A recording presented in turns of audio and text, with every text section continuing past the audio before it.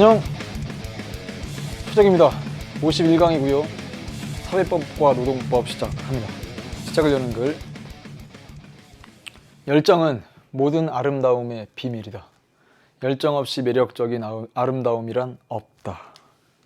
열정 많이 써요. 열정적으로 무언가에 매력을 느끼고 또 푹 빠져본 경험이 언제 있나 한번 여러분도 생각해 보시고, 공부에 대한 열정, 선생님으로 따지면 이제 강의에 대한 열정.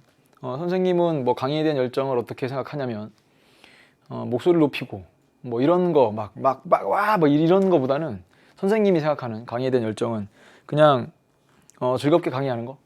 그 다음에 또 여러분한테 알려주고 싶은 게 상당히 많은데 이것도 열정 중에 하나라고 생각합니다. 그러니까 적당히 끊는 거라고 하는 건 교육과정 범위 내에서 그 안에서 여러분들이 배워야 할 것들을 더욱더 확실하게 배우는 게 좋은 거지, 선생님이 관심 분야라고 해서 혹은 이제까지 선생님이 공부해온 영역에 해당하는 거라고 해서 그냥 마구잡이식으로 다 알려드릴 수 있는 건 또 아니거든요. 그러니까 이 강의 내용을 여러분들이 잘 들어보시면 선생님이 전에도 예를 들어서 이게 교육과정에는 이제 빠졌지만 기출문제 풀 때는 도움되니까 한번 들어봐라 이런 것들이 있어요.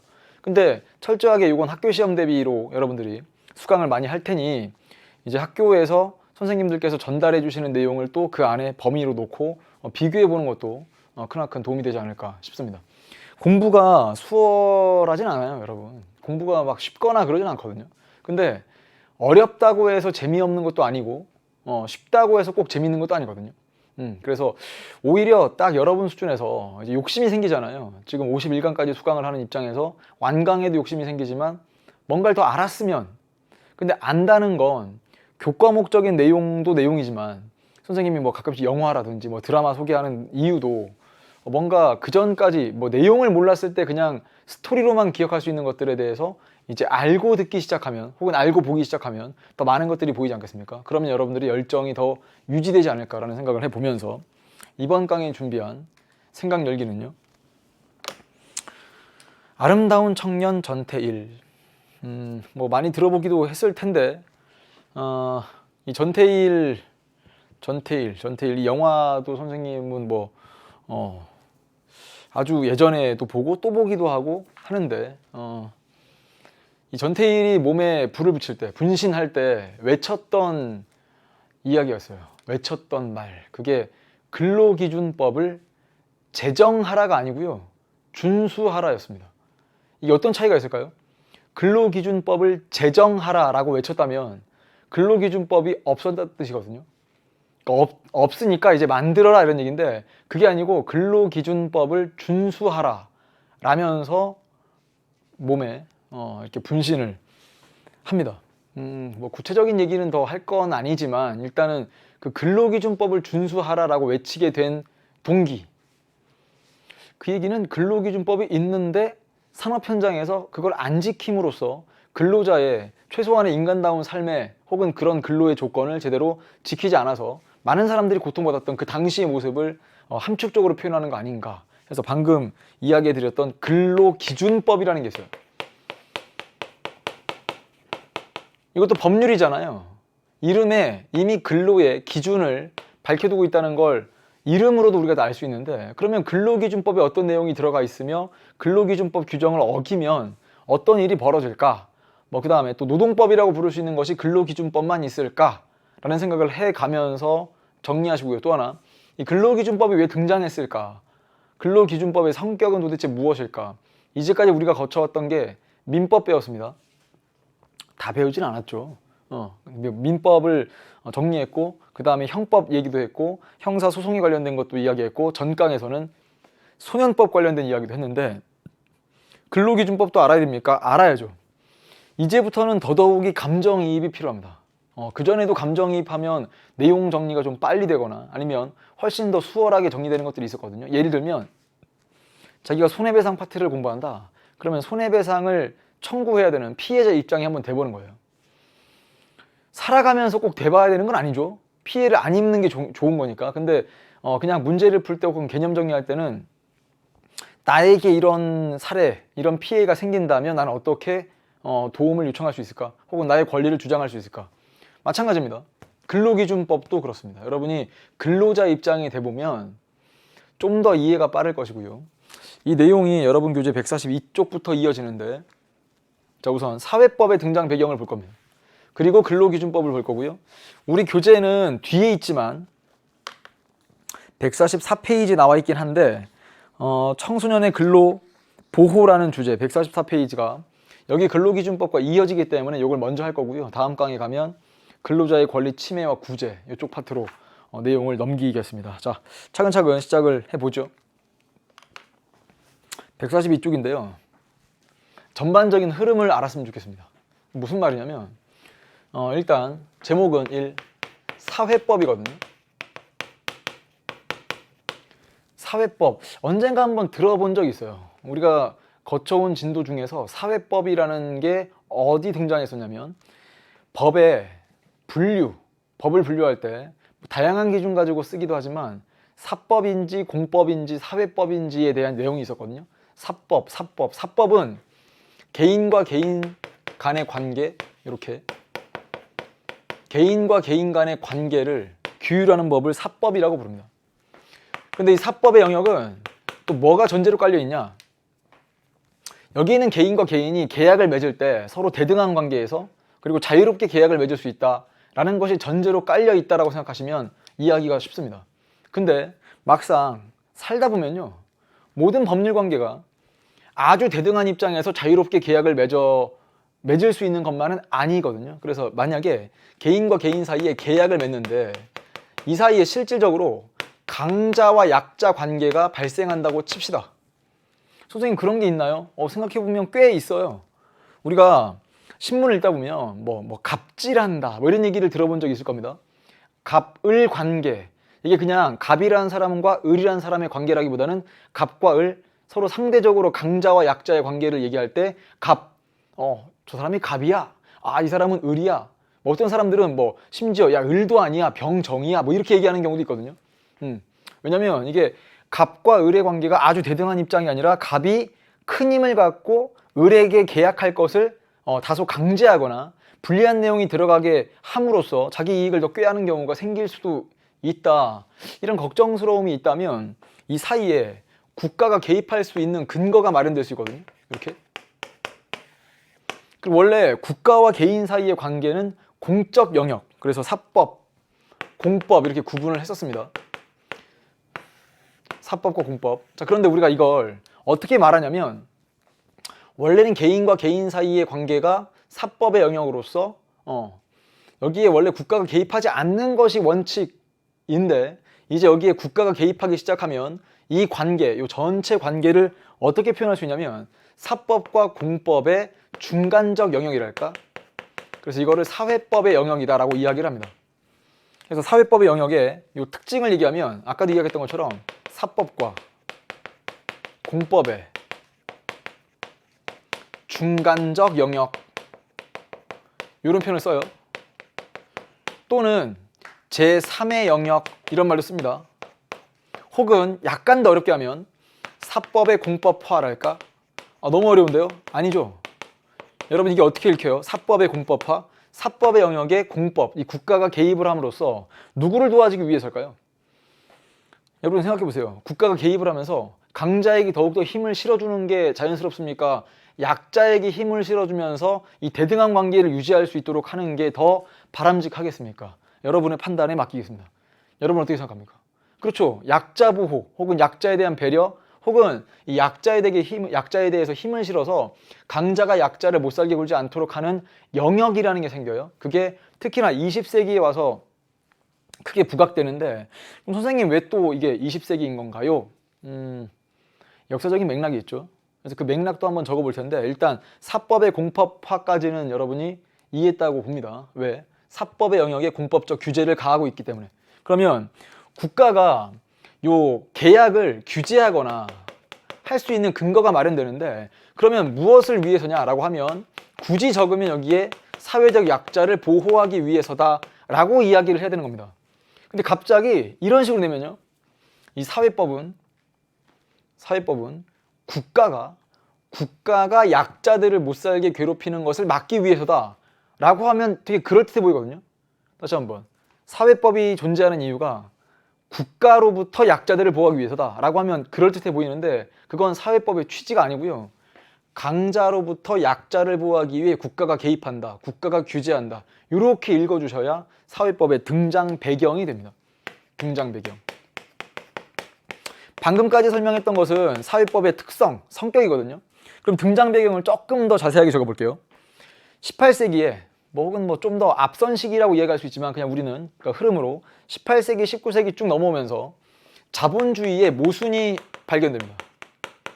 자본주의가 갖고 있는 모순, 부조리함, 불합리함 뿐만 아니라 대규모의 실업이 발생해도 국가가 크게 나서서 도움을 줄 수 없는 그런 상황들. 왜? 그 당시에는 국가 역할을 상당히 좁혔거든요. 최소국가, 혹은 최소한의 정부, 야경국가 강조하다 보면 국가가 개인들의 시민 생활에 혹은 시장에 개입하는 것에 근거가 상당히 약하거든요. 그러다 보면 대규모의 실업이 발생해도 이건 시장에서 자연스럽게 발생한 거다라고 해버리면 국가가 개입해서 실업자들을 돌볼 수 있는 상황이 잘 마련되질 않습니다. 뿐만 아니라 극심한 빈부격차. 자, 그러면서 사회적, 경제적 약자들이 발생합니다. 쭉 한번 적어볼게요. 약자가 발생하니까 이제 이런 상황에서 특히나 약자들이 더욱더 착취당하고 억압당하는 것을 막기 위해서 사회법이 등장했구나라고 정리하면 되고요. 지금까지 설명한 등장 배경은 꼭 흐름 전체를 암기한다기보다는 이렇게 사회법이 등장해서 지금 5-3단원까지 왔구나. 그러니까 우리가 순서대로 따지면 사법 배웠고요. 그 다음 공법 배웠고 마지막으로 사회법을 배우는구나 라고 생각하시면 되고, 여기에 종류, 사회법의 종류 그러면 그전 교육과정에서는 크게 노동법, 경제법, 사회보장법까지는 다 배웠거든요. 근데 지금은 이 내용이 좀 많이 줄었기 때문에 사회법의 종류에 대표적으로 노동법이 있어요. 노동법. 그 다음 하나만 더 알아둔다면, 우리 교재에 나와 있으니까 사회보장법이라는 게 있습니다. 우리는 노동법이 상당히 중요합니다. 지금 다루고 있는 주제가 사회법과 노동법이니까. 그래서 이쪽을 살리면서 얘는 어떤 느낌이냐? 사회보장법이니까. 특히나 20세기 들어와서 현대 복지국가를 추구하는 과정에서 사회복지제도, 사회보장제도가 있잖아요. 대표적으로 우리나라에도 국민건강보험이 있고요. 국민연금제도도 있고, 아니면 국민들의 기초적인 생활을 보장하기 위한 국민기초생활보장법도 있고요. 혹은 사회보장에 관련된 기본적인 내용이 들어가 있는 사회보장기본법이 있습니다. 그래서 그런 내용들의 하나의 통칭하는, 그러니까 전체를 아울러서 부르는 표현으로서 사회보장법이 있는 거고, 이런 사회보장법을 통해서 우리 사회 약자들을 보호하겠다 이렇게 생각하시면 되고요. 이 노동법은 기본적으로 근로자를 보호하는 것이다 라고 생각을 하면, 이 노동법의 종류 일단 적고 가겠습니다. 노동법의 대표적인 게 근로기준법이 있습니다. 이게 이번 강의 핵심적인 주제입니다. 근로기준법 뿐만 아니라 뒤에 가면 이번 강에도 등장하겠지만 다음 강에서 강조할 만한 게 노조법이 있어요. 이건 줄인 거예요. 다 적으면 여러분들이 또 화가 날 것 같아서 그냥 노조법이라고만 적고 선생님이 말로 하겠습니다. 노동조합 및 노동관계조정법입니다.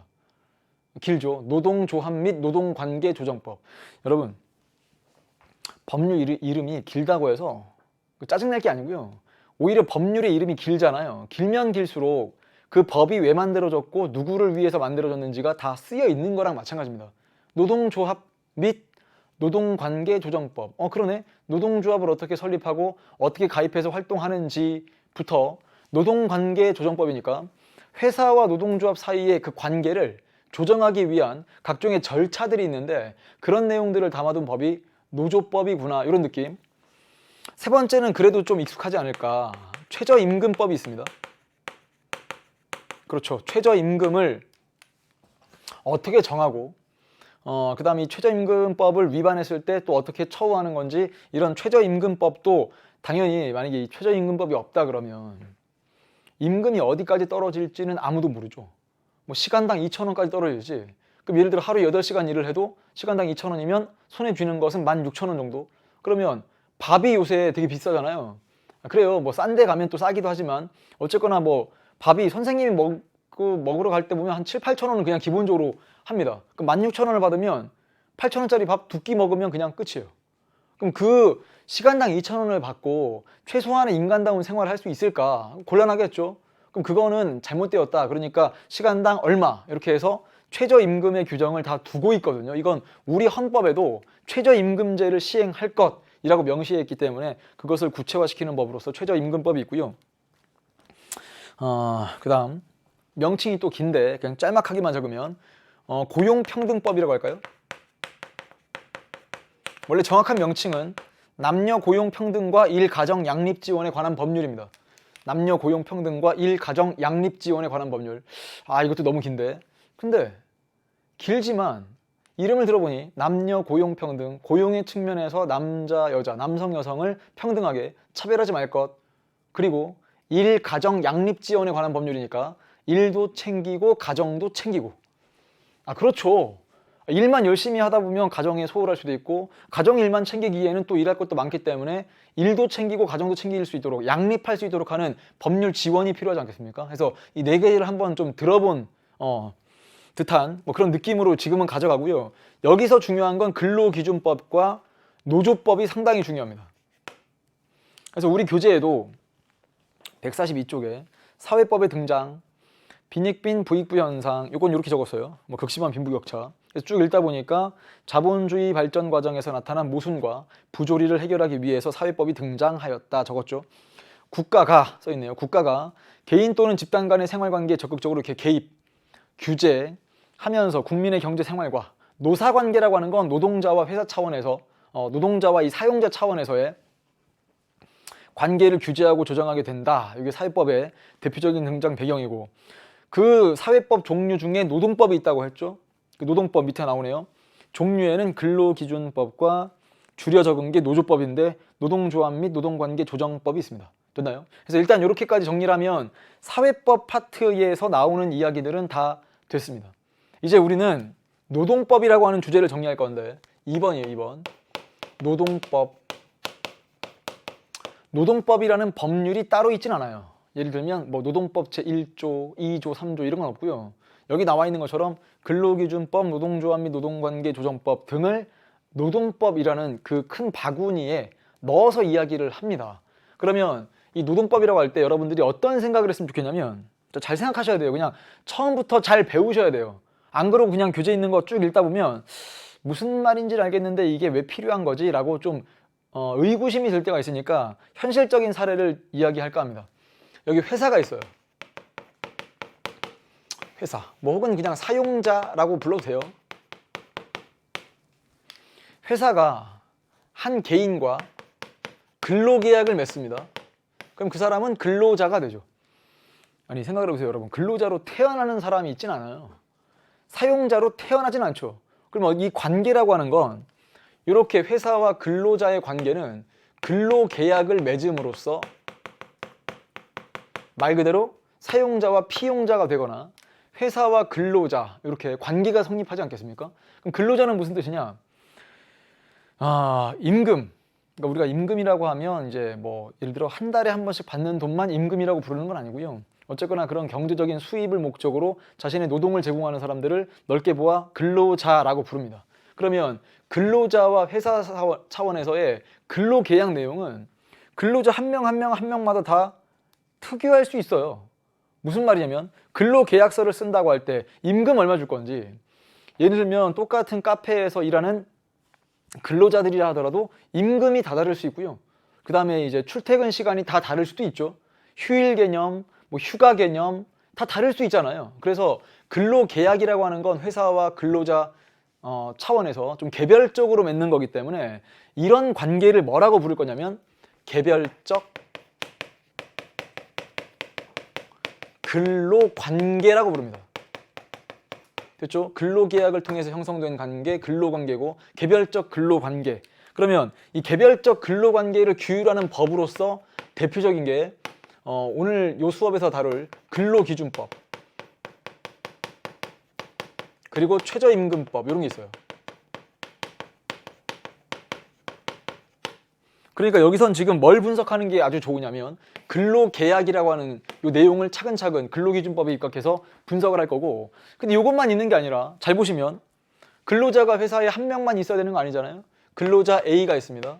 근로자 B도 있죠. C도 있죠. D도 있죠. 이렇게 쭉. 그래서 근로자들끼리 어떤 단체를 결성했습니다. 그럼 이 단체를 뭐라고 부를 거냐? 노동조합이라고 할 겁니다. 그럼 이런 느낌도 있잖아요. 회사 대 노동조합.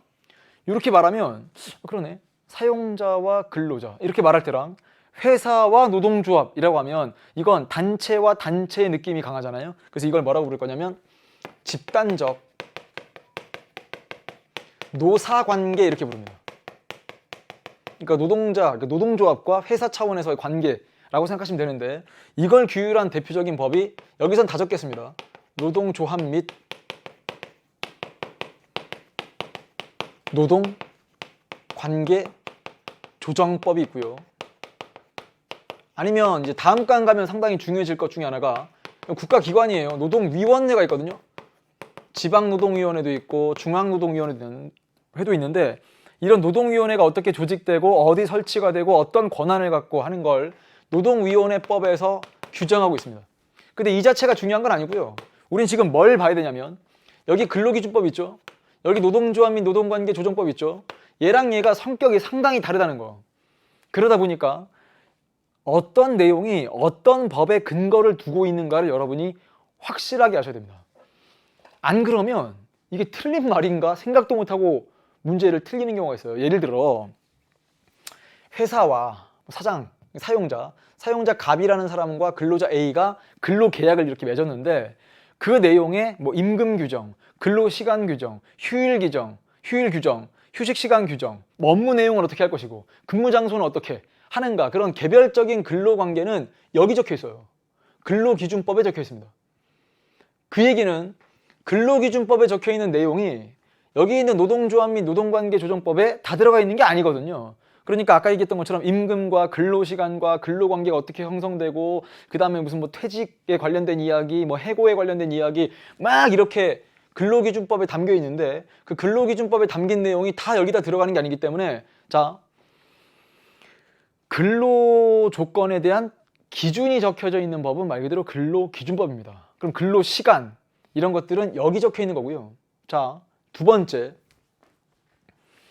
이 근로자는 어떤 권리를 갖냐면 근로자의 권리 중에서 여기서 소개할 건 노동 3권이 있습니다. 다른 말로 근로 3권이라고도 불러요. 노동 3권, 근로 3권이 있는데